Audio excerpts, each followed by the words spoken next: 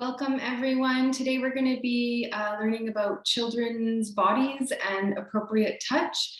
Another term that we use for this is sexual health, but I find sometimes when I throw that in as the title, people get scared away a little bit. I want to remind everyone today that the first portion of this group is going to be recorded. So if you have any questions, please throw them into the chat box. Otherwise, if you want to hold on to them for the second discussion part, you can do that as well, whatever works better for you. And another quick reminder, especially on a topic like this that can be a little bit taboo and controversial, whenever we teach something or have a group about something, I fully understand that it may not always fit with someone's beliefs and values. And so it's very important to understand that I'm not saying you need to do all these things, but what it is I'm presenting based on research, and today it's based on the work of Meg Hickling. And so I think a lot of this is about learning it, figuring out what some of the research says out there, and then you as a parent or caregiver figuring out a way that fits with your own family. And so if you struggle with that after you go through this group, then I think another thing you can do is reach out to your individual support worker if you have one, and if not, contact us here about joining the program so that you can have someone that can work through some of this information with you. So I want to start with some questions for thought. These ones being about your own experience learning about these topics. How did you learn about your body and its parts? How did you learn about sex? How did you learn about appropriate touching? I know for me and my household growing up that this was a very taboo topic, and we didn't learn about body parts. We didn't learn about sexual health. We didn't learn about touching. The first time I was ever exposed to any information about body parts or learning about getting your period or anything like that was in, I think it was grade 4, doing some sexual health courses, and it was very much focused just on menstruation. So left me with a lot of questions. And I remember, I don't know if they still do this, but I remember in my day, they would separate the boys and the girls, which was really confusing because I got to learn all about female anatomy and female reproduction, but learn nothing about what happened with the boys. And so I think it's really important, whether you have a boy or girl or both, that you are reviewing the information for all body types. You want to make sure that each child is exposed to all of the information, not just the stuff that you think is applicable to them. It's important to know how bodies work in general, and more information is always better, I think. So learning about age-appropriate touching, or just appropriate touching in general, I think one of the things I love to add in about here is just that it's one topic that parents don't often think to actually teach their children. Yes, most children have enough social skills that they will learn what is and isn't appropriate. And usually a big way that they learn is if they step out of line or do something that we deem as inappropriate, someone tells them pretty quickly. So they learn it from a young age. I would argue that it's important to have this as its own discussion before it becomes an issue versus just assuming they'll learn it as they go along. And so we'll talk about that a little bit more today. Why is it important to discuss body parts and touching with young children? So children need to see their parents as resources for information and people that they can go and talk to. Silence tells the child that they're not allowed to talk about this topic. If you start early, you minimize the chance that someone else will inform them, or more importantly, misinform them before you've had a chance to talk. Like I said before, I know for me, this was a very taboo topic and we did not talk about it in my household. And I think that as I grew up, I often didn't see my parents as being the people I could go to with these questions. And I often went to friends. And as you can imagine, if I'm in elementary school or if I'm, even in high school, like if I'm going to friends to learn about this information, it's likely that I'm getting a lot of misinformation as well. So it's really important that you open up as a parent or caregiver so that your child feels like they can go to you and ask what may seem like very important or taboo questions. Preschool age children are the easiest to talk to. They absorb information like sponges. And talking about it teaches that the topic, or not talking about it teaches that the topic is not up for discussion. So it's really important to start at that earlier age.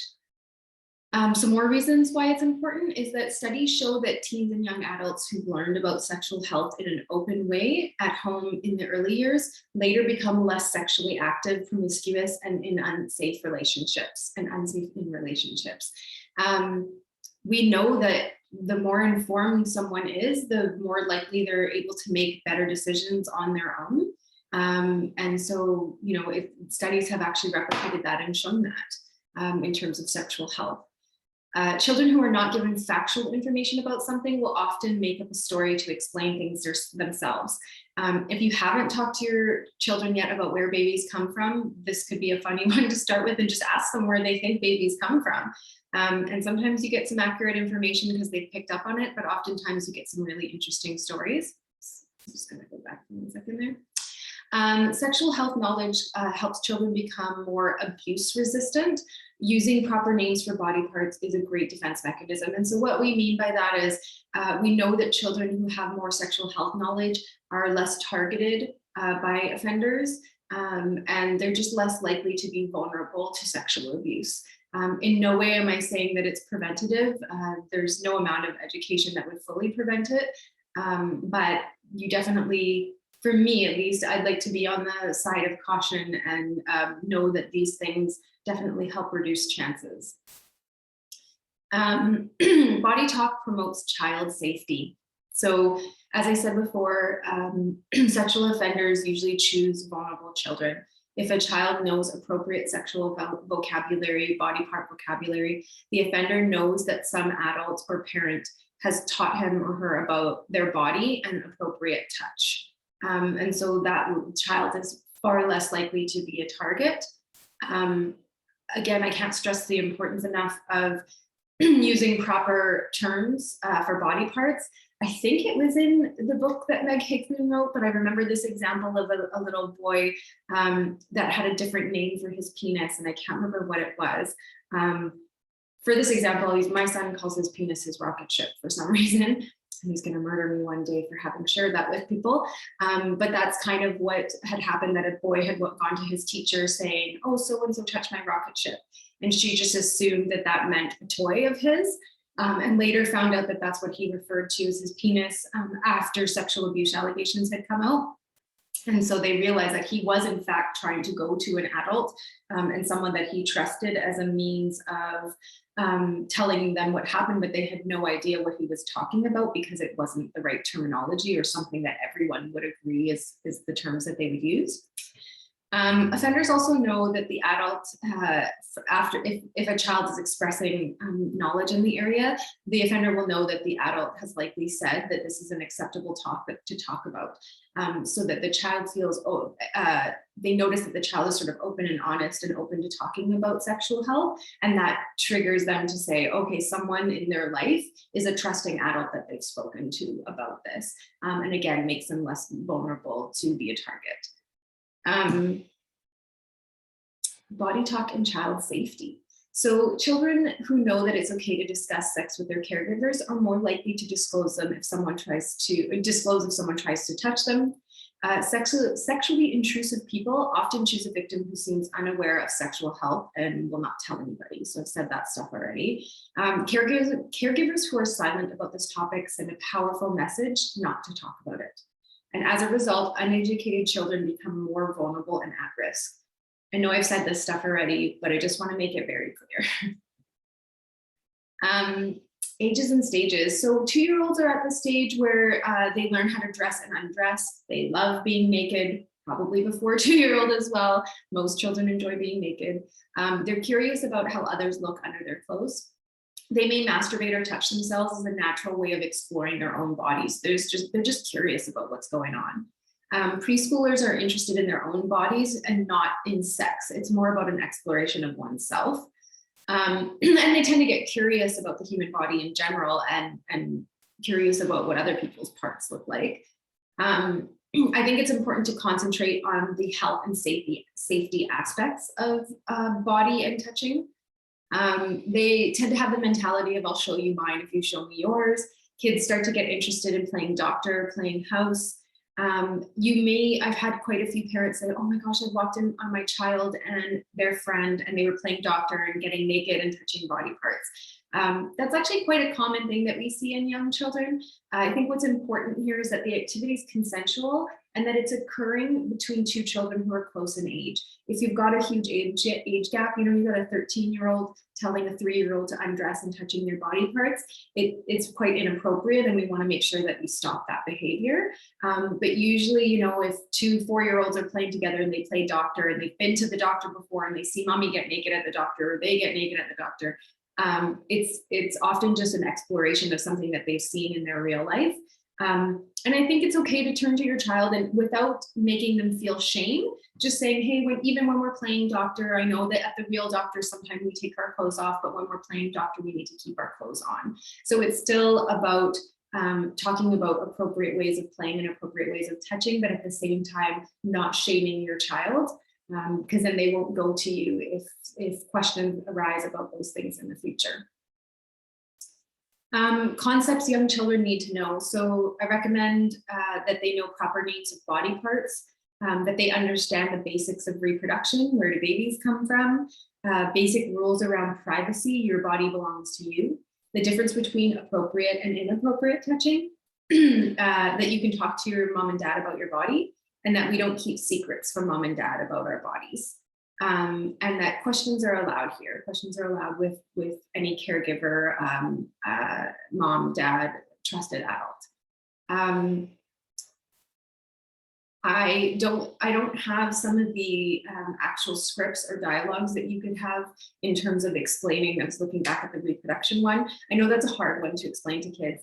And I just encourage parents to try to seem as calm as possible, even if you're a little bit squirmy and not really sure what to say or feeling uncomfortable. And use whatever you think makes sense, and whatever you're comfortable saying to your child. There are lots of books out there that you can use, and just, I think I don't purposely have not put them in the slideshow because I think everyone's level of comfort is so different. There are quite a few books that go right into exactly how babies are made, and there's lots of diagrams and pictures. And I think the more information, the better, and that your child can pick up that book later and say, oh, I want to know more. So as they get more curious, they can look at the book. It's accurate information, but at the same time, they can go to you and ask questions if they have anything additional that they want to add. Yeah, so I think any type of extra resource you have that makes it more comfortable is great, and the more information, the better from my point of view, but not everyone feels that way. Some people feel like, okay, I just want to have this discussion, but I don't want picture books where my child is looking at penises and vaginas, and that's okay too. It's really about where you're at and where your comfort level is. So I just want you to think to yourself, or throw it in the chat box if you want, what are some of the names for private parts that you've heard growing up? And what terms do you use for private parts with your children now? I know for me and a lot of families that I've spoken with, we tend to use the same names. Very rarely are we using the actual terms like penis and vulva. But I think if you have names, the recommendation is to try to use the proper names. So I know with my own children and with other families I've worked with, one of the things we do is we do have sort of those cute names that we've given them. Like I said before, my son calls it his rocket ship. And so we'll use that term, but at the same time, we're also using the proper terms. But we just, what I've started to do is when we're out in public, we might say rocket ship, but when we're at home, I'll very clearly say, hey, watch out, don't play with your penis, or don't get, So I want to make sure that I'm using the actual term penis, so that he understands that both of them are the same thing. Proper names for female body parts. Not sure how in-depth people are wanting me to go here. So the slideshow is available and it is being recorded if you want to go back and look at some of these things. Do children need to know everything in detail? Do they need you to show them on their actual parts or on a picture? Not necessarily, but we can talk about what they are. A great way I found with my children is just when we're taking a bath and it looks like they're kind of exploring, and they might say, what's this? And then we'll have a discussion about it. I don't think the average 3-year-old is going to sit and learn about sex education and learn about body parts. So using fun ways, to bring up some educational pieces, and doing it little bits at a time might help you and your family more. It's really just about where your child is at and whether or not the people are sitting and listening. So we want some proper names for female body parts, like vulva. That's the term I use mostly with my family, and that's referring to the outside skin on a girl's genitals. Anus, where the stool comes out. For girls, it's very important to stress the need to wipe from front to back to prevent infections. And so you'll need to model that and show that for your child, to your child as well, and understand where the holes are in the body to make sure that they understand. So the urethra is located behind the clitoris, and that's where the urine comes out. And when we wipe, we still want to be wiping front to back so that we're not bringing germs from the back to the front. I can't tell you how many new parents I've spoken to who just never thought about it. They're like, yes, of course I wipe that way. You know, mom wipes that way, but she's never thought about actually having to explain that to her child. It seems intuitive, but most of us learn that at some point in our lives. Knowing where the vagina is, that it's located behind the urethra, and helping your daughter figure out what's what, but those are two different holes. The clitoris located in front of the vulva where the folds come together, in the front of the vulva. And what smegma is, the white cheesy secretions that we see between the folds of our vulva and under the skin of the foreskin of the penis. And explaining that it's produced for it's produced in the body for cleansing and lubrication. It's normal, it's healthy. Kids just need to be taught to gently wash it away. Just like washing between it says between, but I think it means behind the ears. So we're looking now at proper names for male body parts. Penis, which is designed for delivering sperm, and which can only be done when the penis is erect. Penises begin to practice erections as early as 17 weeks into pregnancy. I can't tell you how many moms and dads and caregivers come to me and say, my son's already gotten an erection. Is this normal? And yeah, it is. Penises practice from a very young age. And I think normalizing that, I know many young boys who get pretty obsessed with when their penises are erect and, mommy, look. My son does it all the time. And I just sort of normalize it and say, yep, that's just your penis practicing to make babies later in life, or something even, to say, oh, that's great. One thing I do say with my children a lot of the time is making sure that they understand, like, I get that my son is really proud that his penis can do this, but we just say, okay, we got to put that away. We don't bring that out when we're around other people. If you want to take a look at your penis, why don't you go to the bathroom and take a look, or why don't you go to the bedroom? And so teaching that there's appropriate places to look and explore one's own body. What was the other part here? The penis, having to urinate.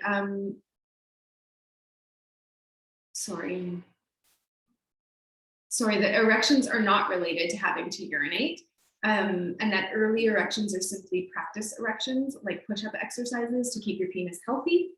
And again, learning that it can be washed like a finger. You may not be able to fully retract foreskin if your child has not been circumcised until puberty. So I know with my son, we're always telling him not to pull back on the skin too hard, that it could hurt him, and learning to be gentle with the penis, especially when washing. Anus, same as we discussed before. For boys, understanding that the urethra is where urine and sperm come out of at the tip of the penis. Teaching them what the foreskin is, if they have it, that it's loose, movable skin. I think it's also really important for young boys, even if they are circumcised, to understand that other boys may not be circumcised, and that's what what their penis looks like is also totally normal. Testicles, boys are born with 2 testicles. You want to make sure that they understand that they produce sperm, testosterone, that they need to take care of them and not to hit or squeeze them, that the scrotum or scrotal sac is made up of special skin that's stretchable and shrinkable, so that the testicles can be pulled toward the body to keep warm or released to keep cool. So those are sort of the basics with female and male body parts that we want to make sure that our children understand. The Red Cross of Canada states that to keep children safe from sexual abuse, one of the most important things we can do is prevention. We want to equip children with the knowledge and skills that they need to avoid risky situations. We want to give them an understanding of their rights to their own body, and that young people know what is inappropriate, and how to say no and how to get help. So appropriate and inappropriate touching. Two questions we want to discuss with our children are, what are our private parts? What are those actually? Private parts are anywhere that your bathing suit covers. There's lots of other ways of describing it, and there's lots of bathing suits that are different shapes and sizes these days, but I find this one's an easier one to go with. These are parts that people should not touch. It's important to remember that no one should ever touch you underneath your clothes without your permission, and or without your parents nearby. We obviously want to make that exception for doctors, but the vast majority of the time with young children, a parent would also be in the room, and that's someone that they trust. Who's allowed to touch your private parts? The only people that can touch you are mommy, daddy, primary caregiver, whatever you call that person. If grandma's primary caregiver, then you say grandma, and doctors when it's medically necessary. You shouldn't touch someone else's private parts, and they shouldn't be touching yours. And when we're helping you bathe, all of us, including parents, need to ask first. So with my children, when I do bathe them, if I need to wash private areas, especially bums need to get washed, I just say, okay, mommy's gonna come help wash your bum now. They're just getting to an age at 3 and 5 where they can start doing it themselves. And if I see that they've done a good job, I don't step in there, and I kind of respect that that's their private parts. Some parenting myths about sexual health. I hear these two things a lot. One is if they're not asking, they're not ready. That is untrue. Some children never ask. They don't know to ask, or they're too shy. Silence on the part of the parents becomes a profound message to the child that the subject is taboo. And again, they won't come to you with questions later. It may be that someone else has told them a story, true or untrue, and the child has simply accepted it. So they may not ask the question because they think they already know the answer. And the other myth is to only tell your child what you think they need to know at the time. Parents often underestimate what your child needs to know or what they're capable of comprehending. You cannot tell a child too much information. If it is too much, they simply just won't listen to the rest of it, or they won't absorb it, and that's just fine. So be prepared to talk anytime and allow your child to bring up the topic as much as they want to. And it's okay if you're not comfortable with them bringing up questions in front of other people. I find my children are constantly asking these questions while other people are around. And I'm never really quite sure how to address it in front of other people, especially if it's other people with young children, and I want to respect what they've told their kids. But I do say that, you have questions you can ask anytime, when we're at home, when we're alone, or right before bed is your opportunity to ask questions if you want. Again, I'd rather that they ask questions in front of people than not at all, but you can decide what works for you and your family. So our preschool checklist, so things that we recommend that children know before they enter school age or preschool age settings, general names for the genitals, that a baby is born through the vagina. Really important to teach them not to pick up condoms if they see them. So showing them a picture on the computer or showing what a real condom looks like and saying, if you ever see this anywhere, do not touch it. You'd be surprised how many people try to. We want to teach where the baby grows in the uterus. And again, there's some really great books that show that happening. Safe and appropriate touching, and that reproduction happens when a man's sperm joins a woman's ovum by sexual intercourse. And there's some misspelling on the bottom here, but learning about menses and nocturnal emissions, and that they're a clean and healthy process and that they happen. It's such a taboo thing to bring up, I think, and so it's really important just to say, yep, they happen, it's going to happen to you, and it's okay. That's it for the information and for the first part of this group. Thank you for joining us, for those of you that are doing the recorded version. If you have any further questions, please contact us at admin@camry.ca, or you can give us a phone call at 604-436-9449. And like I said at the beginning, you can meet with one of our one-on-one workers and figure out how this information fits more specifically to you and your family. Thanks again.